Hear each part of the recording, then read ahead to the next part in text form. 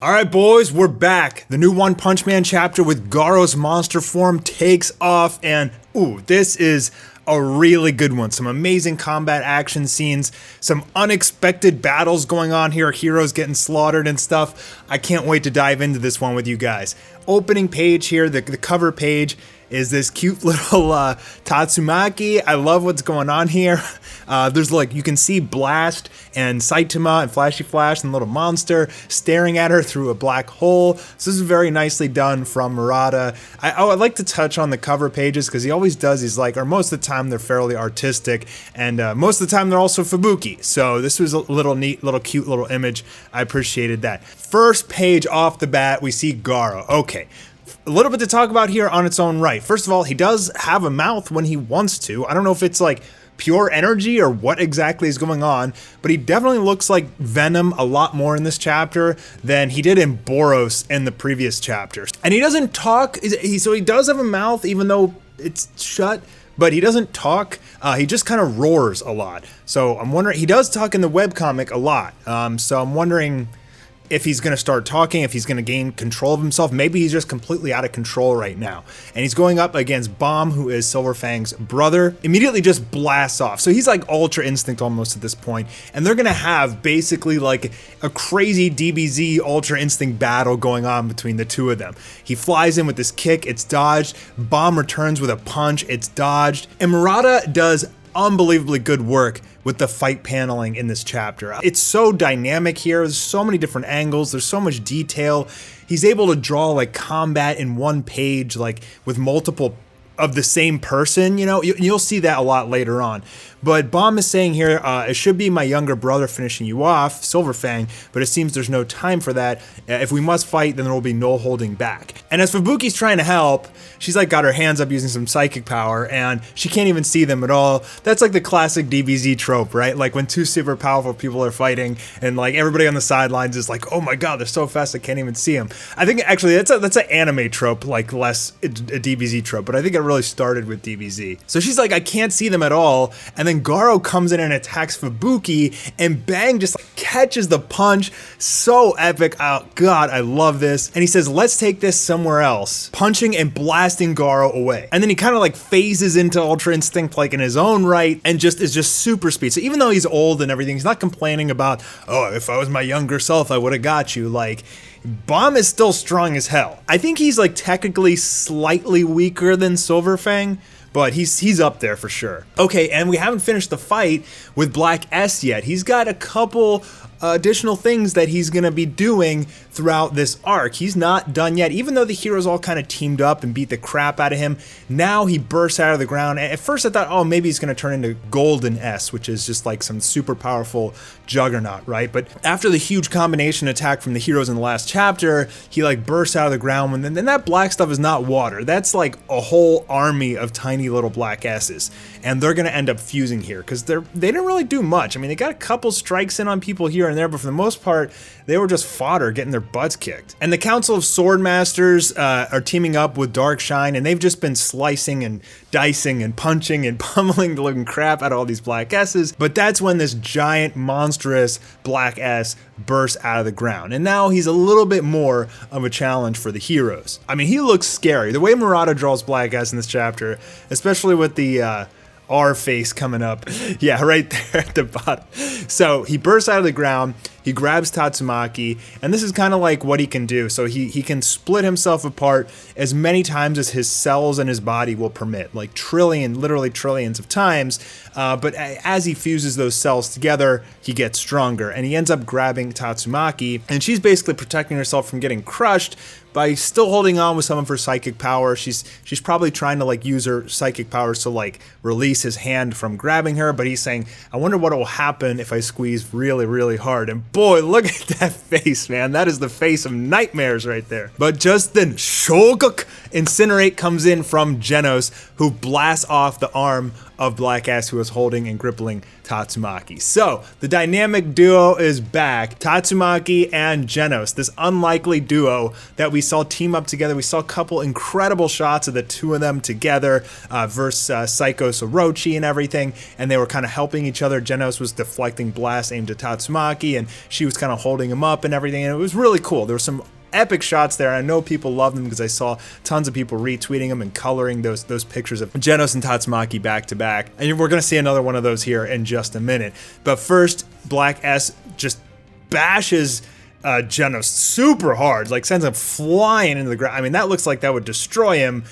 Really awesome panel here with the sense of scale and damage and power, momentum from Murata. As I always say in these chapter reviews, the dude is just a literal legend at being able to depict action in a still picture. It's almost like feels animated in a lot of parts just from a still picture. Like, that's how good this guy is. And he bashed Genos into the ground, and it creates like this whole, you know, silhouette of his body down the rock, and then he just kind of blasts up, right? We have seen this before out of Genos, and it's very humorous.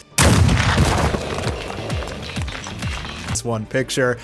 Murata captures like the humor with the coolness together, and that's why we love One Punch Man. It's both funny and completely badass at the same time. So Genos just kind of like brushes himself off and he's fine. I found that kind of interesting because after his whole fight with Psycho Sorochi, and Fubuki had to like heal him because his core was gonna explode and everything, and he's still been in combat like this whole time against Gums and Ugly Furher and all these people, but even after taking that massive hit from the Titan Black S, he's just dusting himself off. So I kind of feel like with the amount of people that have just broken Genos like it's nothing. I mean, he has gotten a lot of upgrades, especially recently. His newest armor is super cool and super upgraded, but it kind of makes me feel like Black S is just super weak because like if that hit didn't kill Genos or break him up a little bit, this dude's power level is low as hell in my opinion. Okay, and here is the beautiful, sexy back-to-back of Tatsumaki and Genos. Do you still think you can fight? Who do you think you're talking to? And they're both kind of smiling, or anyway, she's smiling. I just love this. This is like the dynamic duo. Hey, maybe they'll fall in love. I mean, that'd be pretty interesting. I always thought like, I guess Saitama, maybe he'll hook up with Fubuki. I was thinking that it could be Tatsumaki, but maybe Genos will hook up with Tatsumaki in the future One Punch Man. But now they start to notice this strange smell, and that's when we're gonna see vomited Ugly Furher. So we haven't seen this guy for a few chapters. Last time we saw him, Silver Fang beat the crap out of him, and then Gums ended up eating him.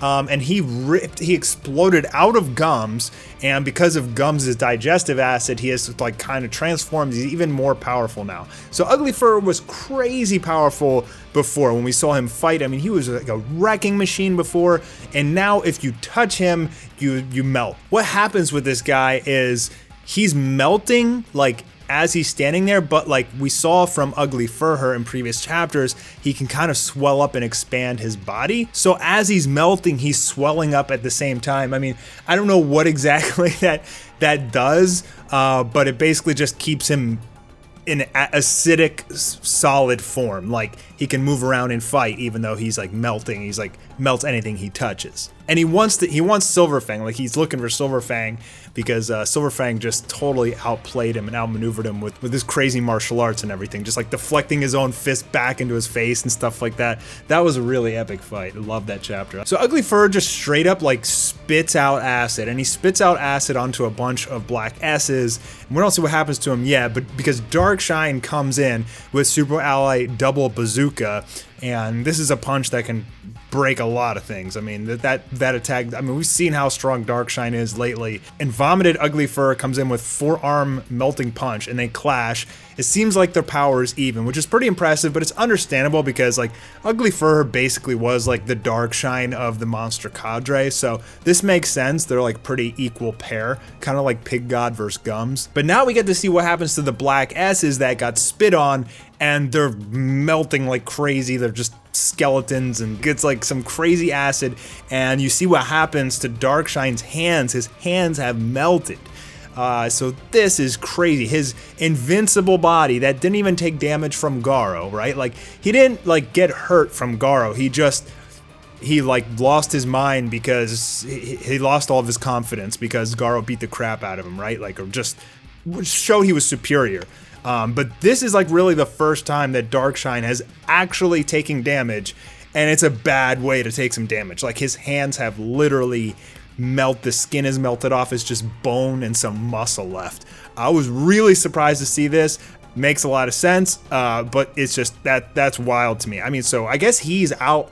I don't know if he could fight. Maybe he can kick some more or something like that. But it's even more impressive that his hands didn't just completely disintegrate altogether. And Vomited Ugly Fur is also, by the way, able to land a layer of spit onto Darkshine's chest and stomach. So I don't know if that's going to have like long-lasting implications or repercussions for Darkshine. Like he may have to retire too, like in the same aspect that Tank Top Master might have to after this. Like what if he just can't use his hands anymore and he's got some huge damage to his chest and stomach area? So I'm not really sure what's happening here, but Darkshine is kind of like rolling on the ground. Like I don't know if he's like protecting himself or he fell on the ground or he's trying to like roll because it hurts so bad or what's going on. But Ugly Fur is saying, this digestive power gums gave me the feeling of humiliation and inferiority. I'll give you a taste of them too. And that is basically what Darkshine's weakness is. But it's still just crazy that like his body was damaged by this being. But you gotta remember, we also have the Council of Swordmasters come in, and this is the craziest shot.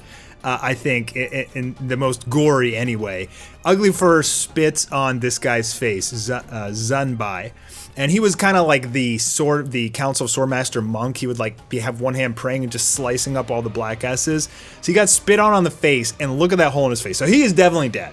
I don't think Fubuki's bringing this guy back. This was a shocking picture.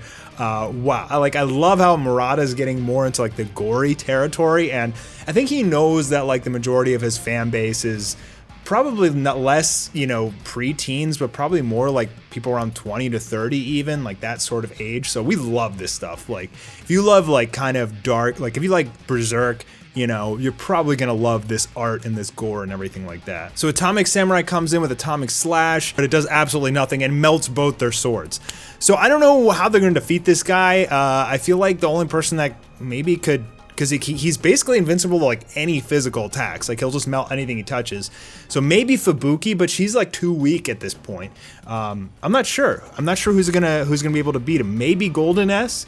I don't know, but.